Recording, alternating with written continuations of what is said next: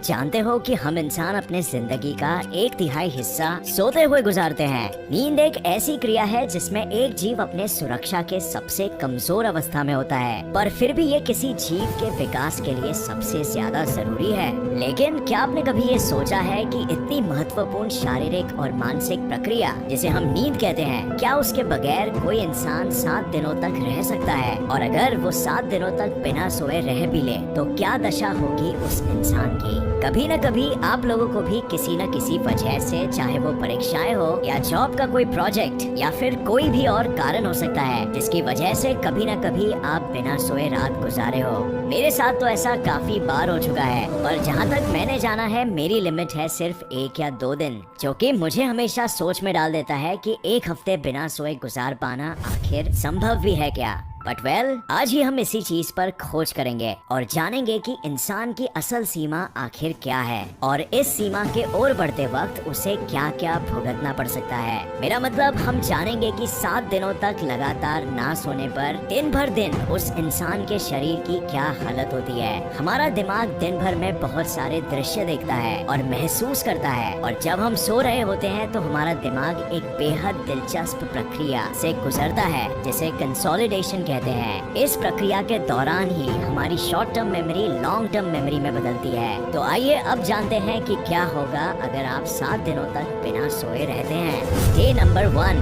पहले दिन सब कुछ अच्छा लगता है। नींद ना मिलने का 1 या 2 अल्कोहल के पैक लगाने जैसा असर होता है। आपको ये जानकर हैरानी होगी कि अगर आप 1 दिन भी बिना सोए रहते हैं तो आप खुद को बहुत खुश महसूस करोगे। आप छोटी सी छोटी बात पे बेवजह हंसने लगोगे। ऐसा दरअसल आपके दिमाग में बढ़े हुए डोपामीन लेवल की वजह से होता है, और आश्चर्य से जिसका कारण है नींद की कमी।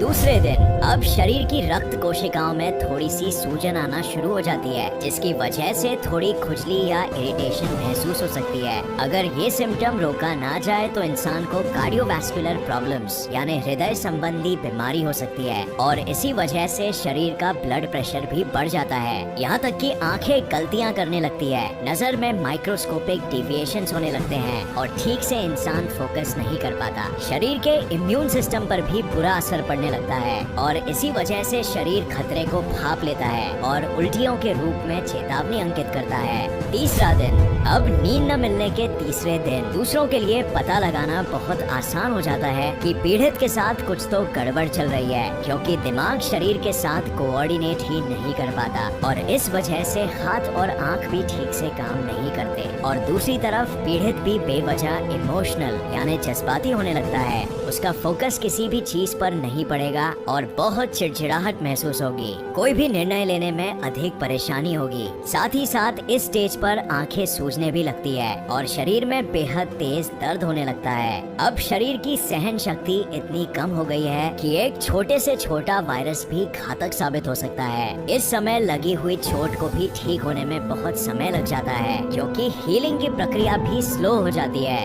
चौथा दिन, अब फ्रेंड्स चौथे दिन कुछ अजीब सी चीजें होने लगती है। इंसान हेल्यूसिनेशन की कंडीशन में पहुंच जाता है। शरीर नींद की कमी को पूरा करने के लिए माइक्रो स्लीप लेने लगता है। माइक्रो स्लीप शरीर की वो अवस्था होती है जिसमें इंसान की आंखें तो खुली रहती है पर दिमाग कुछ पलों के लिए ही सो जाता है और इंसान को पता भी नहीं चलता। मेरे ओपिनियन में एक न एक बार आप सबके साथ ऐसा हुआ ही होगा। याद आया पढ़ाई के वक्त जो इंसान माइक्रो स्लीप्स का अनुभव कर रहा होता है उसे ये पता नहीं होता कि उसके साथ ऐसा हो रहा है। इस कंडीशन में इंसान की सोने की इच्छा खाने की इच्छा से भी ज्यादा प्रबल हो जाती है। इंसान भले ही खुद सोना ना भी चाहे पर फिर भी दिमाग खुद को सोने के लिए राजी कर ही लेता है। इंसान नींद के लिए एक तरह से तड़पने लगता है।